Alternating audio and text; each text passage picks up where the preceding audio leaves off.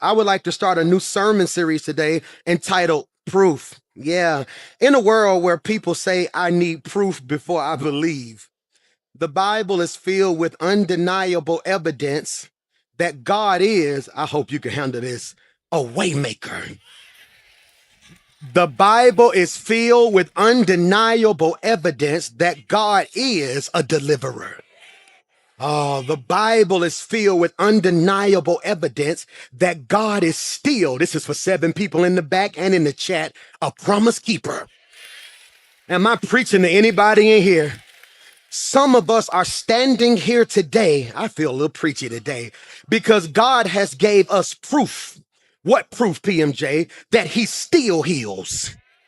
Proof that he still provides. Proof that he still protects. Proof that he still restores. In this sermon series, we will walk through, please pray for me, the receipts of God's faithfulness. And I know you got a master's and a bachelor's working on your doctorate. You make 125, 200K now, and now you educated and you're refined and your worship has become intellectual. But the hood in me, every now and again, when somebody come to me with something I don't really believe, I have to ask for the receipts. And the reason it's good to come to church and hang around people who have seen God move is because every now and then when your faith get low, I need to see a receipt. And I came to speak to 7 people at the last service of the day and tell you I got the receipt that if everybody walk out your life, God will not leave you nor forsake you. I got receipts that if nobody supports you, God will make a way out of nowhere. I got receipts when you don't got the money to do none you dreaming, God will still be Jehovah Jireh. And that's why your circle can't understand, because they know what you're going through. But then when they look at you, you don't look like what you're going through because you ain't looking at your problem. You had to check That's why your neighbor better thank God they sat next to the right person. That if they need to see what proof look like, you ought to just bust a 360 and tell them, here I go. The Bible said, can any good thing come from Nazareth? They didn't think nothing special could come from Nazareth, but God had to give you proof that you ain't got to go to the A, you ain't got to go to the Ville. God will bless you right where you are. And that's why my praise, I said I wasn't going to do that today, but I done messed around and read my receipt.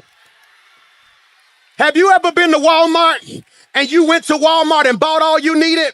And then when you got ready to walk out the door, it's this man standing at the door and he stopped your buggy. Then he asks you for your receipt. He wants to know if what you got in your buggy match what you paid for.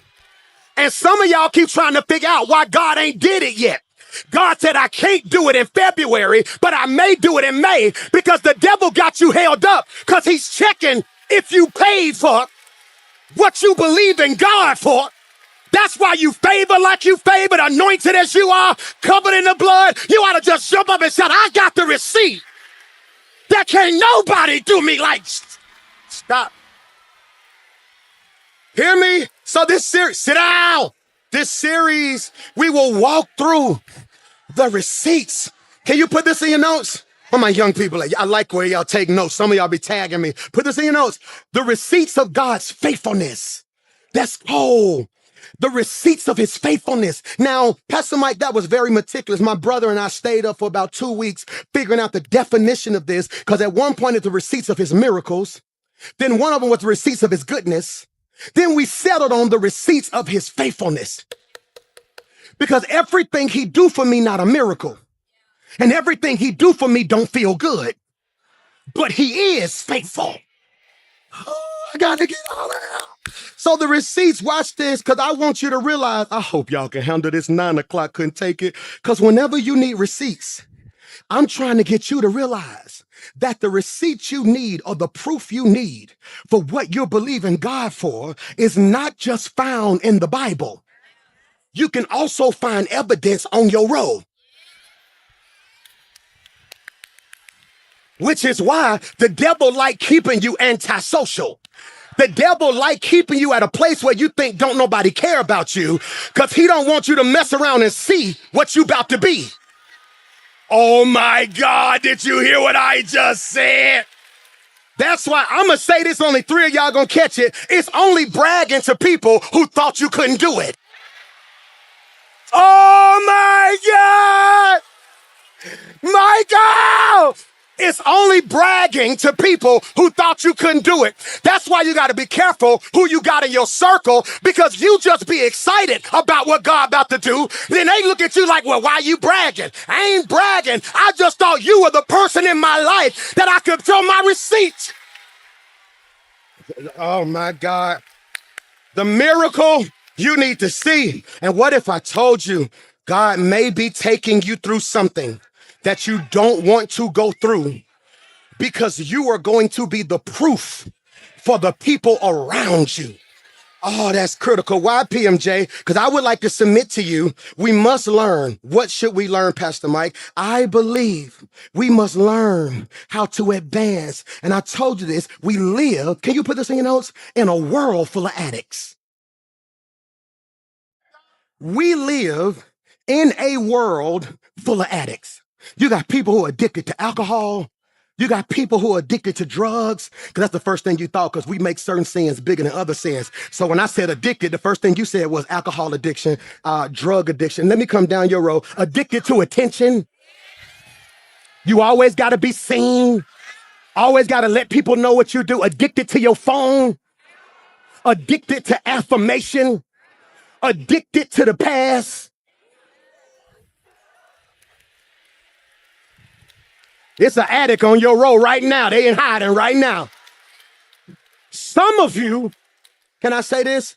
Addicted to miracles.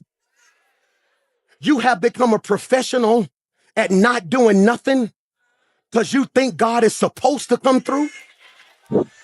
So I've discovered that so many Christians are missing God because they have a spirit of entitlement. And what if I told you, I said this last year, I said it the year before, and I'm going to say it the next 3 years. The worst thing that God has done for some of us is been good. The worst thing God has done for some of you is been good. He's been so good for so long that now, even when you know you're wrong, you have no remorse because you now expect him to still be good. You are addicted. But what if I told you that one of the greatest addictions facing our generation, put this in your notes, is the addiction to answers? We want answers. And can I free you real quickly? We must learn how to advance without answers. Why is that important, PMJ? This is worth writing. It is impossible to live by faith when you can't live without answers. That was rich. It is impossible to live by faith when you can't live without answers. What does that mean, PMJ? See, because we want to know when, we want to know how, we want to know why, we want to know where. That's what we want to do right there. God, we want that. When the reality of our faith, this is good, is that we know who God is.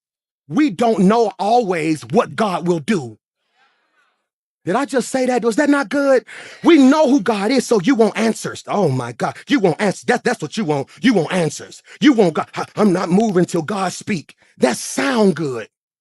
But now that I'm 40, shawty, I've lived long enough to know there are 2 seasons.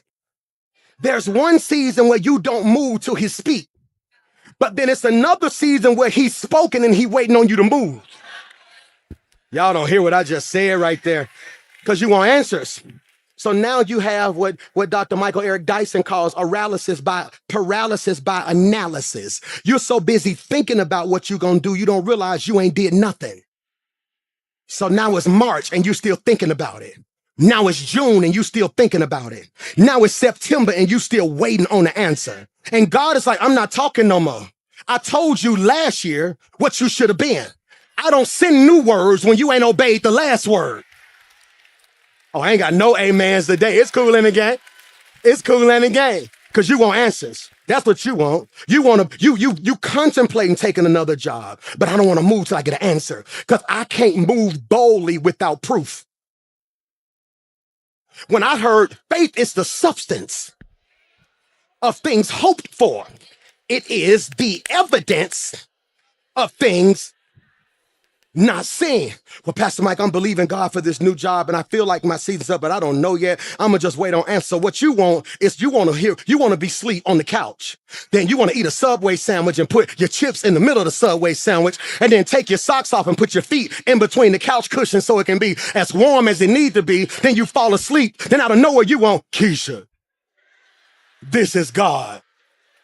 I want you to know that the next season of your life is about to be special. Your time at that job is over. So as of right now, don't even go get your stuff. Walk in the building. Let everybody know where they can go. Walk out the building. By next Tuesday, your phone gonna ring. You gonna make 300 times what you made on that last job. You'll only have to work one day out the whole year. Full benefits. You'll never struggle. You'll never worry. Thus saith the Lord. Girl, you ain't gonna hear. God just took. That ain't how God works. This what God do. Your season up.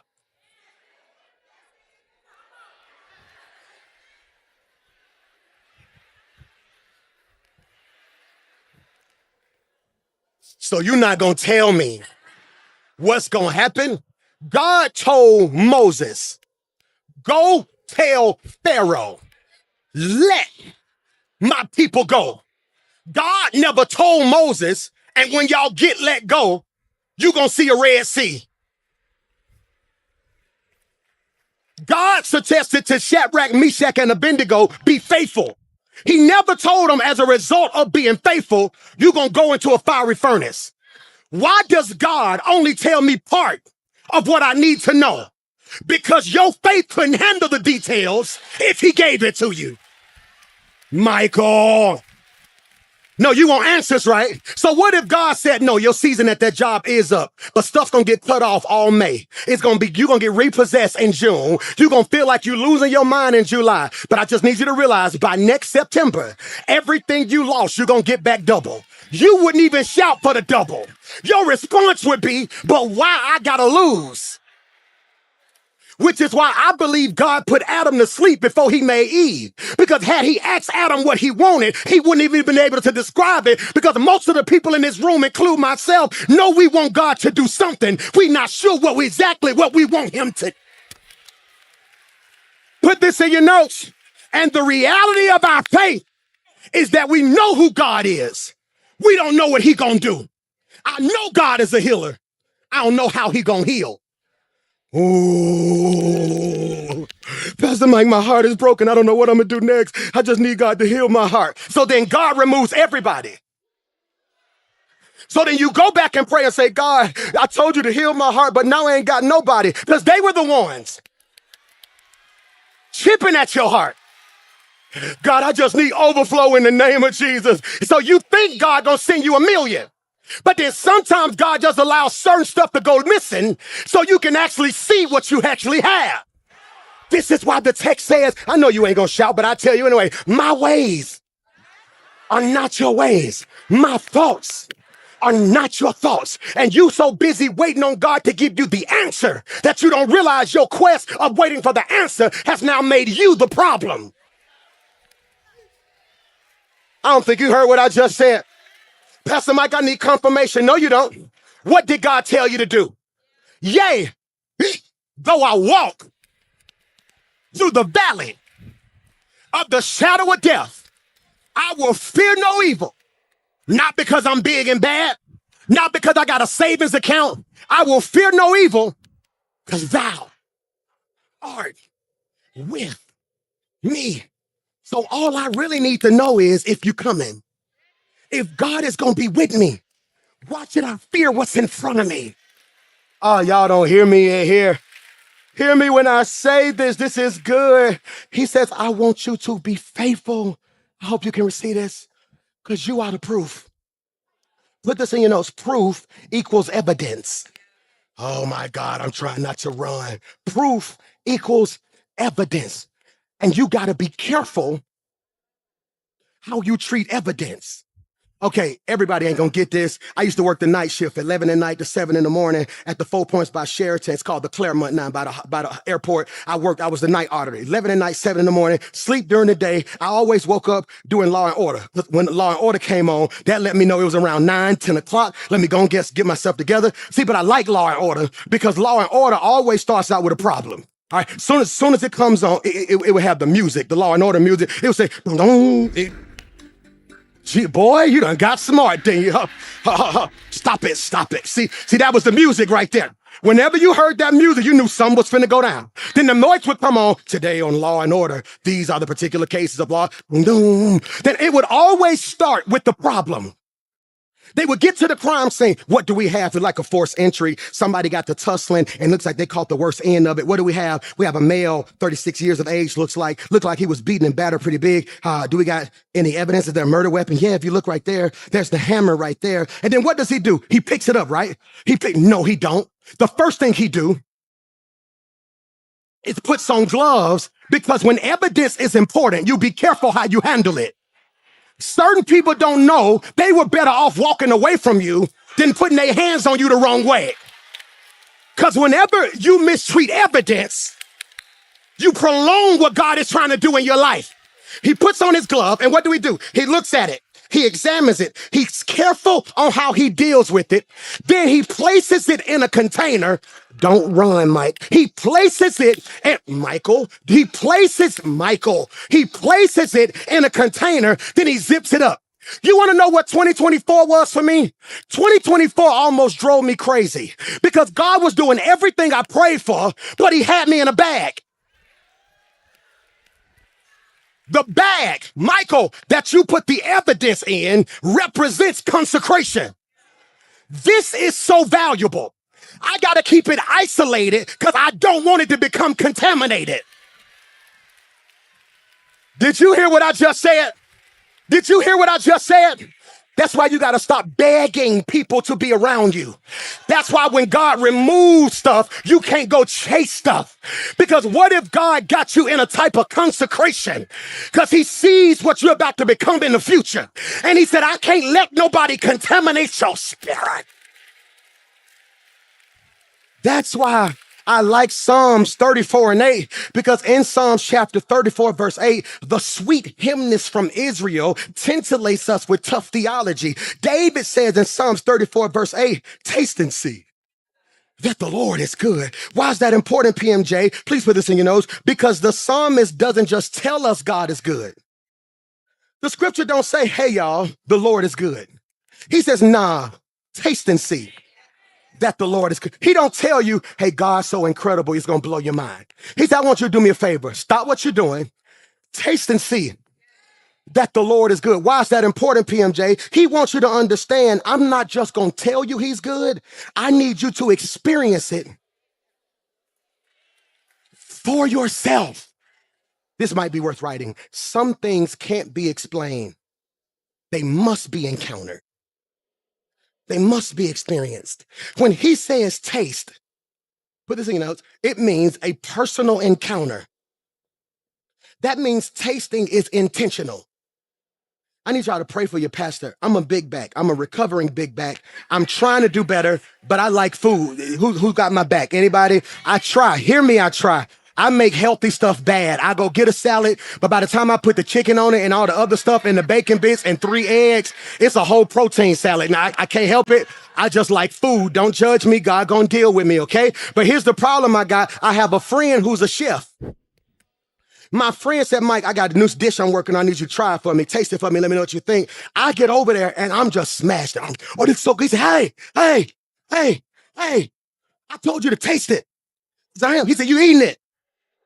Taste it. That's your problem. I done spent all this time putting this fine delicacy together and you devouring it so quick. You missing the flavor. This is why you cannot rush the process that God has in you. Because if you move too quick, you miss the details. I don't think you heard what I just said right there. It is a personal experience. Hear me? And what if the breakthrough isn't in you knowing more, but in you experiencing more from God? What if the breakthrough you're waiting on isn't about you knowing more about God? It's about you experiencing more of God. Who watched your mama cook? Throw your hand up. Who watched the auntie cook? Big mama cook. Who done watched them cook so many times, you know exactly what they're gonna do, but still can't cook yourself? All my fellas, give me a what? Who gonna watch the Super Bowl today? Throw your hands up, okay? We got members on the Eagles, so the whole church got to go for the Eagles, okay? So we want the Eagles to win, okay? So hear me when I say this. This crazy. When we get home today, we're gonna be at home like, oh my God, all he got to do is flip the defense, and yeah. We're gonna be like, all Saquon got to do and get. I would have seen. Look at it, freeze the TV. That's a cutback right there. He said, come here, and cut all he had, because it's easy from the sidelines. The problem I got with the new school church is that everybody think they know what to do because they seen somebody else fail at it. What God is saying in this season is if you're going to go to another level, it's time for you not to just know about me. It's time for you to experience me. See, I was raised in an old school church who would say, God bless the child who had his own. They would tell me you can't get into heaven off your daddy relationship with God. I heard testimony service growing up. That's why I got to put it back in church. We got incredible worship. We got incredible lights, but we got to bring stuff back like testimony service. Testimony service, they would tell you what God did for them. The only issue I got is that too many Christians are living on secondhand faith. Don't tell me what he did for them. What has he done for you? But it's hard for you to have a testimony because you're always running from your test. You don't want to go through nothing. And the problem with the 21st century is church is that we've conditioned everybody for celebration, not suffering. Everybody want to live.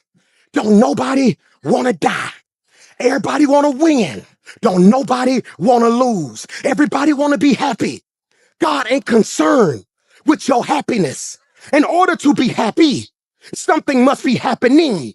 That means if nothing's happening, you cannot be happy, which is why happiness and joy ain't the same. Joy ain't contingent on if something's going on. Joy is when I'm up and when I'm down. This is why they said in 1 Peter that he will give you joy unspeakable. It's because God will put you through something. Carry you through something and be so good in it that you will experience him for yourself and not be able to explain it. I don't know who I'm talking to in here. And you want to shout, but you don't, bro. They don't want people in their business. They trying to be dignified. But some of us in here right now got 2 or 3 situations in our past where we still don't have a clue how God got us through that season of our life. I need you to reach over that neighbor because you sat next to an undercover hater and tell him, I'm still trying to figure out how I paid for college. I'm still trying to figure out how I closed on this house. I'm still trying to figure out how I made it through that health scare. It was nothing. I'm going to preach to this side because I think they sleep over there. But when you just look down your row and shout, he's giving you a miracle that will be unspeakable. He's opening a door that you won't have the words for. He's showing you something in the present that's going to flip your future. And when they ask you how you did it, that's why you got to check your circle. Because some of them going to be like, no, you can tell me. You just don't want me to come up like you came up. No, I want you to come up. But every now and then, I don't even know how I did it. Then you're going to have one friend going to be like, he did it for me too. That's why when you come to church, don't sit in here and be quiet, sedity, and bougie. You don't know who need to see somebody praising God because they on the other side of it. I don't know who I'm preaching to, but I just need one of y'all to bust a 360 and shout, if you need to see what peace look like, if you need to see what favor look like, if you want to see a blended family bless, if you want to see somebody walk in overflow, touch 5 people like Mystical and tell them, here I go. Come on, push that thing. Yeah. I, Michael, am the proof. That's why you walk different. That's why stuff don't bother you the way it bother other people. I've seen God, Michael, do too much in my life to be panicking and stressing about this. He said, oh, taste, that's a personal encounter. Then here's what messed me up. And see is a shift in your perspective. He says, I want you to taste and see. Okay, pray for me. I think I have an addiction that I need God to deliver me from. I messed around and saw people do mukbangs on YouTube and TikTok. Now I'm addicted to them. They be eating, the sauce be all over here. They be smacking loud like their camera loud. But for some reason, I just be sitting there watching it like that looks so good. I said it tastes good. My problem is it don't look good. He said, once you progress past tasting, I need you to see. Put this in your notes. See is perspective. Oh my God. Which means we can be looking at the same thing, but don't see the same thing. Which means faith, you might want to write this, it's the lens. I'm going to say it better. Faith is the lens that reveals God's hand in your life. I'm going to explain it. Faith is the lens that reveals God's hand in your life. Some of us are miserable because we see it wrong. Have you ever took your child to see a 3D movie and you were so ready to go, you just got their glasses, got them some popcorn and went in there and sat down? Then out of nowhere, you start having a headache and you looking at the screen like something that didn't hit you. It's a 3D movie. You got to go get what? The right lens. Glasses ain't glasses. It's the lens. The glasses ain't special. See, the glasses are the frames. It's your style. It's the lens that matter. You can have a Gucci frame, but if the lens ain't right, you still gonna be blind. Some of y'all are fashionably blind. Michael, it's the lens. Faith is the lens that lets you see. Are y'all listening to me? The hand of God. What does that mean, PMJ? If you put on the lens of faith, you see God. If you put on the lens of foolishness, you see the problem. Which is why when you go through something, be careful who you call, because your circle determines your lens. Okay, I'm gonna see if you catch this. When you found out you needed glasses, back in the day, they sent you to the best company in the world. I'm gonna see if you know. It was called Lens. It was called Lens. Come on, class. It was called Lens. What does crafting mean? Molders. They sent you to a place that got your prescription and molded it to what it needed to be for you. Which means when a problem happens in your life, your circle becomes a crafter. They determine how you see it. So when you pick up the phone, I'm so ready to leave this job, I can't take it. Boss nasty, I can't stand the people up here. Then if they just tell you, I don't blame you. If I was you, I'll go up there and tell all of them what they gave you the wrong lens. They should have said, well, maybe that's just God's way of telling you this ain't permanent. So I tell you what, go there and be faithful, but just believe something coming with you. I'm in the wrong church. It's the lens. Can I ask you a question? Can I ask you a question? What do you see? Do you got the right prescription? My glasses won't work for you. If I was to go in the back and get my glasses, ain't no medicine in them. Who thought I wore glasses? Throw your hands up. No, they're fake. It makes me look smart. Whenever I want to look a little bit more settled, I put the glasses on. Have you ever thought about it? I wear them out here. Then when it's time to read, my stupid butt take them off. Come on, let's give God praise. John chapter 5. Ain't no medicine in them. I was hanging with somebody the other day. They was like, hey, ain't nothing in these glasses. I said, no, they fashioned for me. I put on his. He needed them. Some of you are going to miss God because you're trying to wear something because it makes you look a certain way and don't realize it's not benefiting you the way it needs to benefit. Y'all don't like me today. And I'm here to tell you, God's getting ready to give you proof. This is the introduction to the series, Proof. What's the first P? Put this in your notes. P, proof, proof. God provides. God's provision. His provision. Put that in your notes. He is Jehovah Jireh, which means he is the God that provides. Look at Genesis 22:14. So Abraham called to the place the Lord will provide. He called that place the Lord will provide. You know the story. He needs a ram in the bush. He's getting ready to kill his son. When he raised the knife, the Lord provided a ram caught not just in a bush. The scripture says in the thicket. That is a thorny bush that is very painful. God caused a ram to get stuck in something that hurt him, but it would bless Abraham. Did you hear what I just said? So he called it Jehovah Jireh. Let me ask you a question. How many times has God came through for you in the last moment? I want you to say this with me if you receive it. Say, if God is Jehovah Jireh then, he's Jehovah Jireh now. I don't think you understand what you just said. So what do we realize? Proof, the P. Each one of these letters is going to mean something that you can apply to your life. When something is going on and you need God to come through, God, I got proof. I know you to be a provider. Go back to the P and throw that on the screen so they can see it. It's a $2 word called provision. Provision. That's a spiritual word. We say words in church, but we don't explain them. Pro means before, vision. So in other words, God says, I had the ram caught in the thicket before he got there.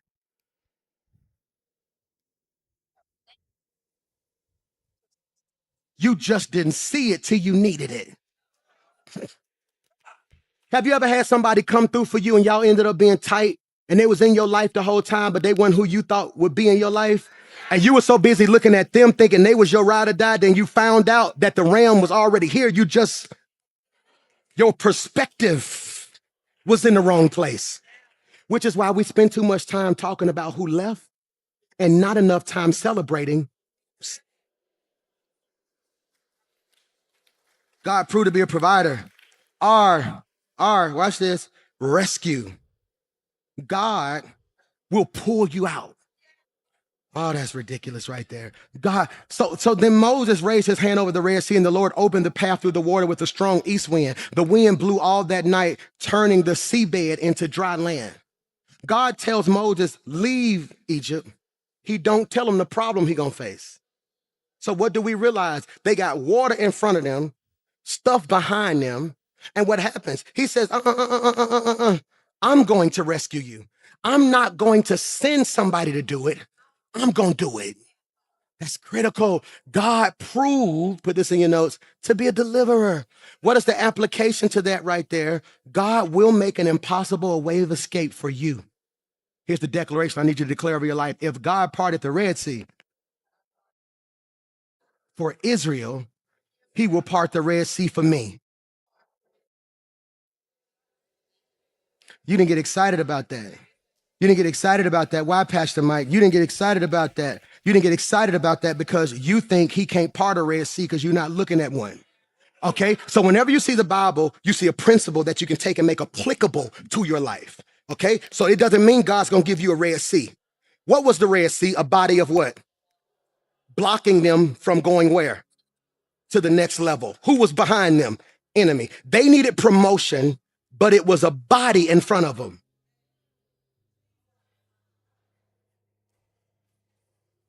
So the way the Lord parts Red Seas is that there can be 25 people, everybody saying it's their turn. And then God will make a way for you to move to the front. Did you hear that? He parts Red Seas. That's why I don't care. Don't let nobody convince you not to do something. Well, you probably should, but they already know who they're going to know. They don't know. They may know who they think they want. They don't know what God got planned for me. It's 7 of y'all who God done parted Red Seas for in here. Who, when you look back over your life, you should even be in the position you in, but God parted. I release that anointing over your life right now, that you're not standing in line. God's getting ready to part the Red Sea in every area of life. Doors are opening for you. You may have been in the background the last 7 years, but God's getting ready to part that sea so you can step out and be appreciated and seen in the light you need to be in. No weapon formed against you shall be able to prosper. No plan, no scheme. I don't know, care who they pick. When it's your time, it's your time. God is a God that will part sea. P, God provides provision. R, he rescues. O, overcoming. What does that mean, Pastor Mike? He's the God who gives victory. Ooh, y'all don't know when to get excited. Look at what David told Goliath. You come against me with a sword, spear, and javelin, but I come against you in the name of the Lord. You caught it. Only 3 of us caught that. I'm going to see if you can count. You come against me with a sword, a spear, and a javelin. I'm out here on the name of the Lord, which means this is proof that when people try to plot, scheme, and come up with stuff, if you just stand on his name,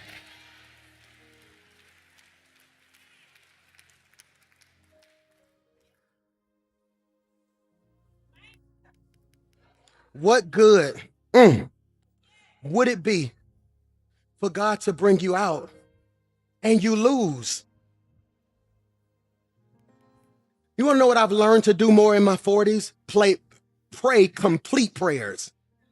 I say stuff like, Lord, cover my boys, keep them healthy, keep them holy, God. Let them come out of this season blessed and walk into the next season cup. See, I always try to, because you can't exit without entering.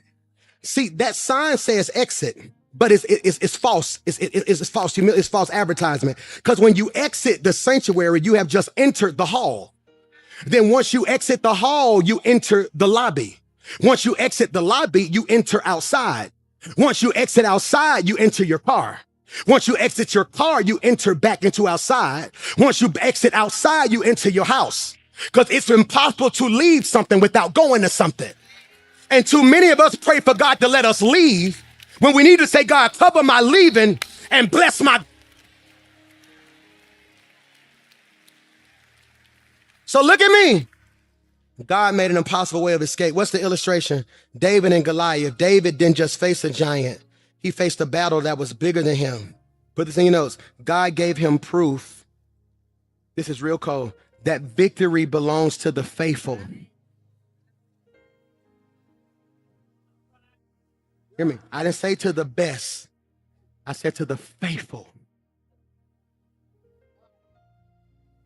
When God told me to stop putting emphasis on offerings about 12 years ago, everything in our life went down. Everything. We having to pay musicians, they probably didn't even know this, on credit cards. I'm paying church bills on my credit cards. We putting credit cards, pay it off. The Lord said, Mike, I never forget it. He said, if it's my will, it's my bill. And to this day, I wish I would have had a camera on me, because I've never had what I would consider this normal conversation with God. And I know I was like, well, God, I got stuff I got. And I just heard a still voice say, hey, I'm going to keep you. My people done been through enough. So 12 years ago, I just stopped talking about, hey, if you're going to give, that's between you and God. Everybody told me I was crazy, which is probably why we probably couldn't move at the pace we was moving. But somewhere in this crazy brain of mine, I wanted your heart more than I wanted your pocket. So there was opportunities that would come. I ain't have no money, but I had people who in my heart were being transformed. So you know what I discovered? I had to remain faithful. When opportunities passed me by, I got to remain faithful. I got to remain faithful. And I never would have thought God would do all this. And I came to tell you, hear me when I say this, hear me. Victory is reserved to the faithful. They may never tell you thank you. Stay faithful. They may never say they appreciate you. Stay faithful. That's critical. That's critical. It's critical. He overcomes. Number 2, O, P-R, P, provision, R, he rescues, O, he overcomes. The second O, his outpouring. That's rich. I love when I see my young people putting stuff in their phone. Outpouring. Why is that important, y'all? I need y'all to catch this. He's the God who pours out of his spirit. If you look at Acts 2:2, it says this. It says, and he came like a mighty rushing wind.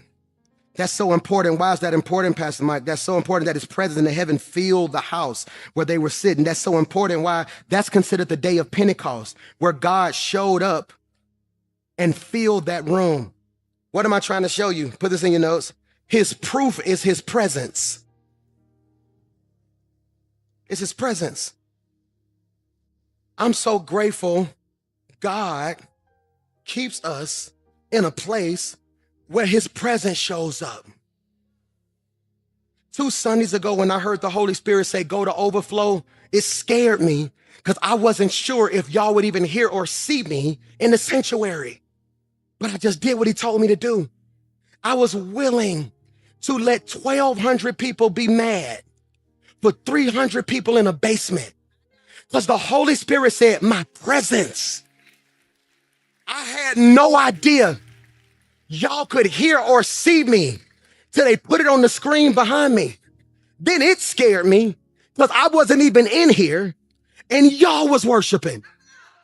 It's because when the presence of God shows up, it is not confined to a program or 4 walls or a room. See, what do I want to happen for you? I don't want you to get a big house if you're going to be miserable. I'd rather you have a 2-bedroom apartment, but his presence in it. That's when the presence of the Lord fills your room. Anxiety gotta flee. Depression gotta flee. Doubt gotta flee. So his presence, hear me. Last but not least, you can stand with me. I'm finna send you home. His faithfulness. Listen to me. He is the God who finishes what he started. This may not be deep to you, but I'm going to say it and I pray you can receive it. God is going to finish what he started in your life. I'm going to say it again. God is going to finish what he started in your life. If God was faithful then, he's faithful now.